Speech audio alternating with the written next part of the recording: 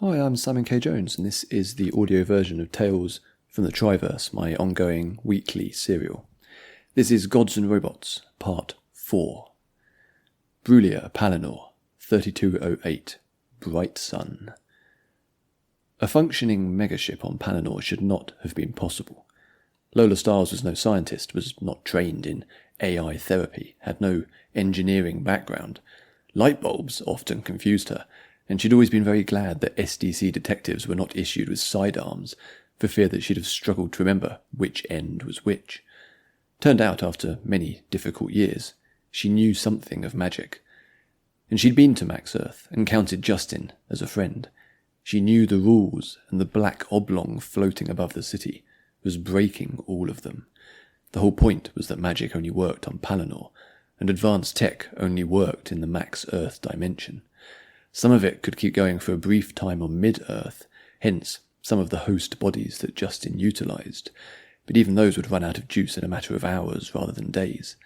Take a host body through the second portal to Palinor, and it would shut down immediately. It was proven. People had tried. Repeatedly. Basic tech, mechanical devices, anything powered by more rudimentary means was fine. Fossil fuels seemed dimensionally neutral, hence Baltine benefiting from mid-Earth helicopters and tanks. A superintelligence couldn't run on diesel, even a host with a reduced capacity, and so Palinor had remained free of AI. She rather liked it that way. It had kept Palinor on its own path, rather than engaging in the absurd one-upmanship that had defined Mid-Earth's relations with Max Earth for 2 centuries. Either Probably Better had found some new energy source that could be taken through the portals, or it was using magic. The elemental attacks it had unleashed upon the city certainly suggested it had aptitude for wielding, but that opened up all kinds of questions and worries that she wasn't quite ready to confront. Besides, they had more immediate problems. Immediately after the colossal megaship lifted away from the shattered university campus, they had been descended upon by the Academia Knights, or the Knights of Academia? Lola could never quite remember which it was, and both were equally amusing. An elite-wielding unit trained specifically by the lecturers to guard the campus and enforce discipline. Once a rarely glimpsed novelty, their presence had increased in the years since she had fled the city, no doubt at Baltine's insistence. Lola used to scoff at their absurd name, but their threat was all too serious. Heavily armoured in silver plating, the knights combined magic and martial prowess for terrifying results. The Akehu team was more than capable of defending itself, but had been intended as a stealth strike team. An open assault had never been part of the plan, until Probably Better had smashed through the portal and dug a furrow through the campus. The knights were alerted and hunting for miscreants. With the megaship having left the scene, the Akehu were the next best thing. "Did you arrange for this destruction?" bellowed one of the knights, clad in grander armour than the others. "Your murder and plunder in the city was not enough, so you had to pillage this hallowed ground, burning the Church of Knowledge. You would plunge us all into the past." Taking cover behind the ruined remains of a tower, Lola exchanged glances with Yana. "That one likes the sound of his own voice," Lola said. "They think we're working with the megaship." Maxim was out in the open, flinging fireballs, arcing electricity and flash freezing anyone that got too close. He was the most powerful of them, but could not hold the knights off indefinitely. Pilpo danced around the edges, moving too fast for the knights to target her, picking off any stragglers that had left themselves open to attack. Slava was somewhere, no doubt performing swift micrology-powered takedowns. Lola ground her teeth against the frustration. She found herself once more in a limbo state, caught between power and impotence. She had no inherent wielding abilities, not without directly touching and siphoning from another, but she also lacked the combat training and experience of the others on her team. She was slower than Pilpo, weaker than Lycazra, less cunning than Christian. There was no way she could reach a knight in order to drain them, to turn their magic against their comrades. And so, she hid. "What about the spell?" Lola pointed to the journal in Yana's hands. "Can you get started?" Yana sucked in air between her teeth. "Kanamor's tower is gone, but it was only a replica anyway," she said, holding the book like a weapon. "According to records, he operated from a laboratory on the ground floor, so we must be close. I don't know if I can concentrate with all this going on, though." Anyone comes our way, leave them to me, Lola said, sounding more confident than she felt. It's all for nothing if you don't get that spell going, right?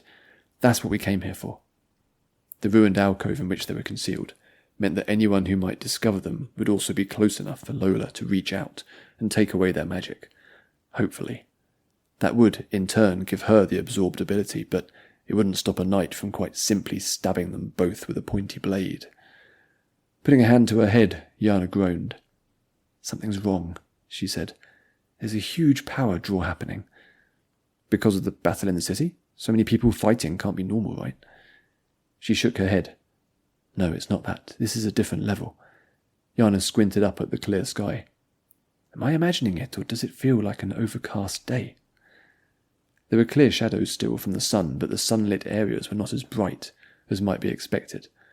Lola had put it down to the amount of dust in the air from all the destruction. I worry that we don't have much time, Yana said, then smiled apologetically at Lola. Less time even than we thought, that is. She flicked open the journal, the relevant pages bookmarked by being folded over at the corners. The very thought of doing such a thing made Lola tense up as if it were somehow among the worst crimes committed during the war. Their position prevented them from seeing across to the city, with their view very much constrained to the immediate campus surroundings.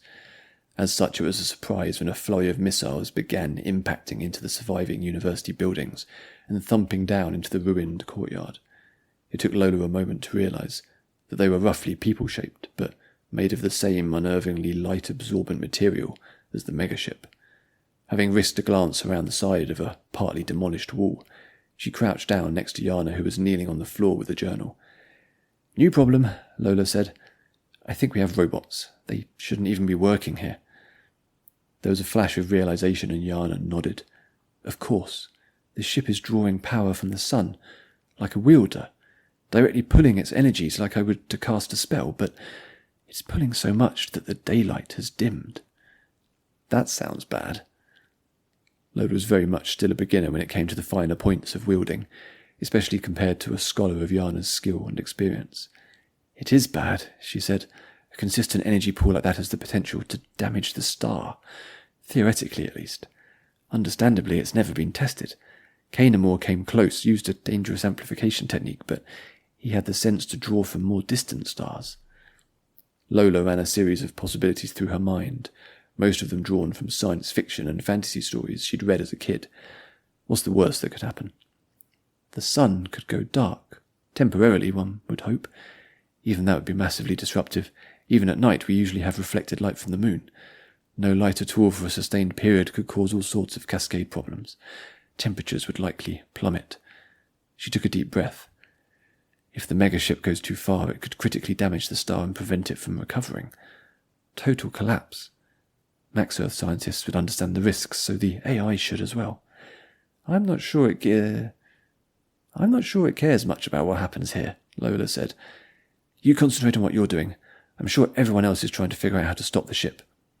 She risked another peek. The scene across the campus was chaotic, with a three-way battle between the knights, the Akehu fighters, and the newly arrived robots. There was movement further afield, too, in the windows of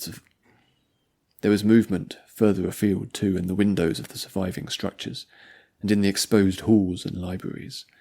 Some of the robots were rifling through the shelves, discarding some books and scanning the pages of others, as if looking for something specific.